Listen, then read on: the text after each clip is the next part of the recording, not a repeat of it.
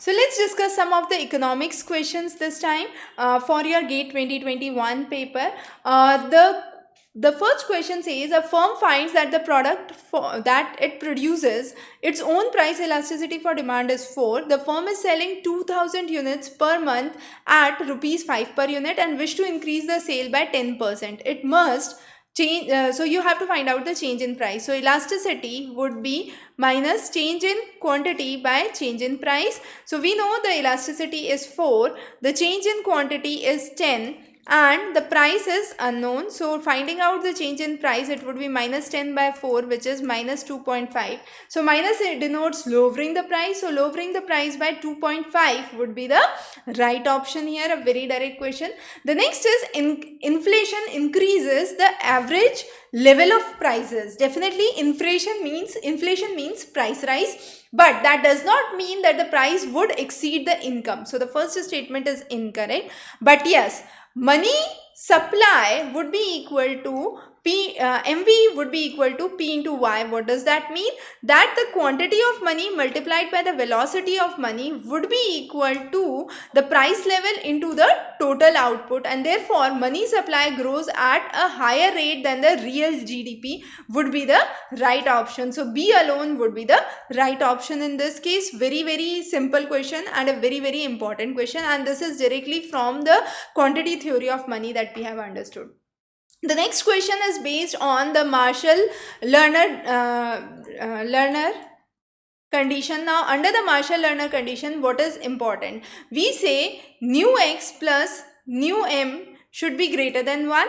Now, what is nu x? Nu x is the price elasticity of export and nu m is the price elasticity of import. So, the price elasticity of import plus export should be greater than 1. Now, in the initial periods, what would happen? The import would be greater than the export. Now, this would be due to the earlier contracts. Now, as it is due to the earlier contracts, in the initial case, the trade balance would worsen. But in the long run, what would happen? In the long run, the exports would start to increase, and since the export would start to increase, there would be contraction in the trade deficit, and therefore it would lead to a J-shaped curve, as you can see in the figure here. So in the initial phase, it is a declining curve where you have a negative trade balance, a worsening trade balance, but in the long run, this trade balance would actually be contracted, and this is explained through the Marshall-Lerner condition, where we say that the price elasticity of import and export exceeds unity, then the depreciation of the domestic currency would ultimately result in the contraction of the trade deficit in the country. The next question is, in a duopoly market, the market demand function is P is equal to 40 minus Q. For two firms producing identical marginal cost of 10, the Bernard-Nash equilibrium price would be. Now, we already know Bernard-Nash equilibrium price. The firms are competing in terms of price and not in terms of quantity. So the first thing is the competition is in terms of price and not in terms of quantity. Now, since both of the firms have identical marginal cost, I can say MC1 is equal to MC2 and that equals to 10. Now, there can be various cases when in the first case P1 is less than P2. In this case, the whole market would be captured by P1 and no market share would be given to P2.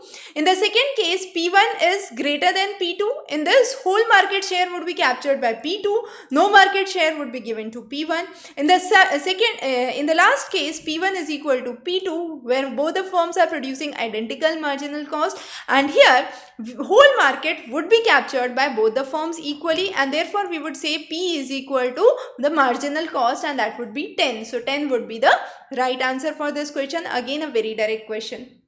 The next, now this is again a very interesting question. There are many reasons why poor country may fail to catch up with a rich neighbor.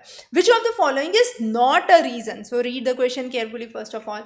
Now, if the poor country has more rapid population growth, it won't be able to catch with the existing population. So that is correct. If the rich country has more human capital, it would tend to have better development, and therefore poor country would fail to catch. And similarly, rich country has an integrated world economy through better trade, and therefore would again be able to catch up. So if a poor country have a higher saving ratio, in short term they would have lower investments, and high saving and investment ratio would lead to higher output per worker than a country where you have a lower ratio for the same, and therefore this is a condition where the poor country would actually not meet this criteria, and this is not the reason why poor country would fail to catch up with the rich neighbors, because if a country is having a higher saving ratio, in the long run there would be higher chances for investment as well. So that is the incorrect option. Now, other things being equal, a country, if we consider with higher saving and investment ratio, would enjoy higher output per worker in comparison to a country which has lower ratio. So again, a very important concept to know and remember, and these were some of the questions which are part of your economics paper. We have already covered sample numericals for GATE economics, and if you want to practice more, follow the links below. Wish you good luck.